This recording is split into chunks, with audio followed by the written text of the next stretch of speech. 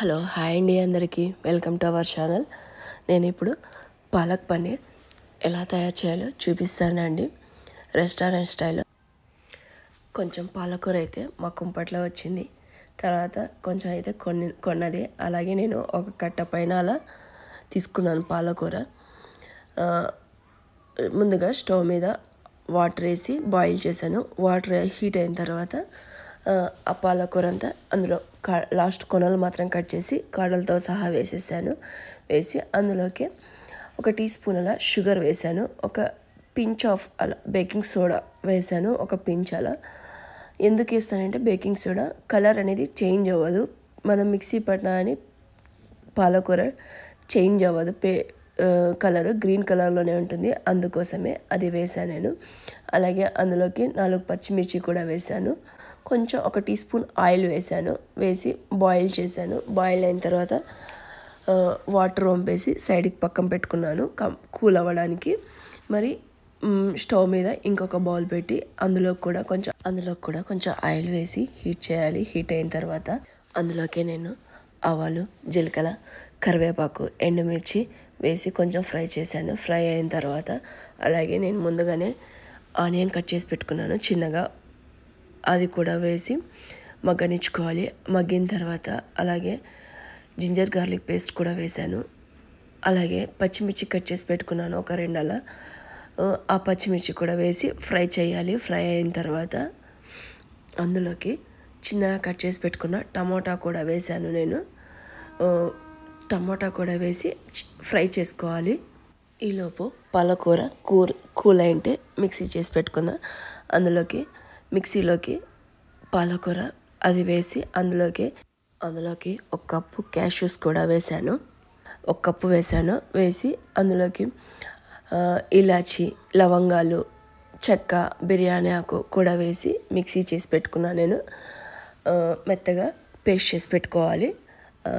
ఈలోపు అది టమాటో వేసాం కదా, ఫ్రై అయిన తర్వాత ఈ పేస్ట్ చేసి పెట్టుకున్నాం కదా మనము, ఆ పేస్ట్ కూడా అందులో వేయాలి. వేసి ఒక 5 minutes అలా మగ్గించుకోవాలి, మీడియం ఫ్లేమ్లో మగ్గించుకోవాలి. ఇది 2-3 days నుంచి కోల్డ్ అయిపోయింది, వాయిస్ అయితే అలా వచ్చిందండి.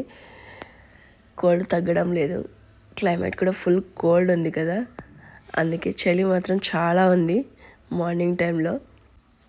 మిక్సీ పట్టిన పేస్ట్ కూడా వేసాం కదా, వేసిన తర్వాత ఒక 5 minutes మగ్గించాలి. మగ్గిపోయిన తర్వాత అందులోకి ఒక 1/2 టీ స్పూన్ పసుపు, 1 టీ స్పూన్ కారము, 1 టీ స్పూన్ ధనియా powder, 1 teaspoon garam masala కూడా వేసాను. టేస్ట్కి తగ్గట్టు సాల్ట్ కూడా వేసుకున్నాను. కారం ఇంకా ఎక్కువ తినాలనుకుంటే కారం ఇంకా ఎక్కువ వేసుకోవచ్చు. నేనైతే 1 టీ స్పూనే వేసాను, ఎందుకంటే ఆల్రెడీ గ్రీన్ చిల్లీ కూడా వేసాం కదా, పేస్ట్ చేసాం కదా, అందుకే సరిపోతుందని 1 టీ స్పూన్ మాత్రం వేసాను నేను కారము. వేసుకొని మిక్స్ చేసుకోవాలి. అంతా మిక్స్ చేసి 1 గ్లాస్ వాటర్ కూడా వేయాలి అందులోకి. అలాగే నేను చిన్నగా కట్ చేసి పెట్టుకున్నాను పన్నీరు, ఒక 200 grams అలా తీసుకున్నాను. ఆ పన్నీర్ కూడా వేసి 5 to 10 minutes ఉడికించాలి. బాగా మీడియం ఫ్లేమ్లో ఉడికించుకోవాలి. ఇది బాయిల్ అయిపోతుంది. అయిపోయిన తర్వాత స్టవ్ ఆఫ్ అయ్యే ముందర నేను కసూరి మేతి కూడా చేత్తో నలిపి కసూరి మేతి వేసాను. కసూరి మేతి వేసిన తర్వాత ఒక 2-3 minutes అలా బాయిల్ చేయాలి. అలాగే లాస్ట్లో నేను క్రీమ్ వేసాను, అమూల్ వస్తుంది కదా, అది తీసుకొని ఆ క్రీమ్ వేసాను, ఒక టీ స్పూన్ అలా వేసాను క్రీము.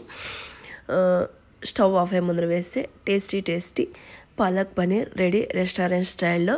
ఈ వీడియో నచ్చినట్లయితే మీరే ఒకసారి ట్రై చేసుకోండి. ట్రై చేసి ఎలా వచ్చిందో కామెంట్ బాక్స్లో చెప్పండి, కమెంట్ చేయండి. అలాగే ఈ వీడియో నచ్చినట్లయితే లైక్ కొట్టి సబ్స్క్రైబ్ చేసుకోండి ఫ్రెండ్స్, మర్చిపోకండి. ఇది చపాతీలోకి, పూరీలో కానీ, రైస్లో కానీ టేస్టీగా సూపర్గా ఉంటుంది. అలాగే జీరా రైస్కి కానీ, బగారా అన్నం కూడా చాలా టేస్టీగా ఉంటుంది. నిజంగా మీరు ఎప్పుడైనా ట్రై చేశారా ఇలా పాలక్ పన్నీర్? నిజంగా కలర్ అయితే చేంజ్ కూడా అవ్వలేదు చూడండి. నిజంగా ఎమ్మి టేస్టీ పాలక్ పన్నీర్ రెడీ.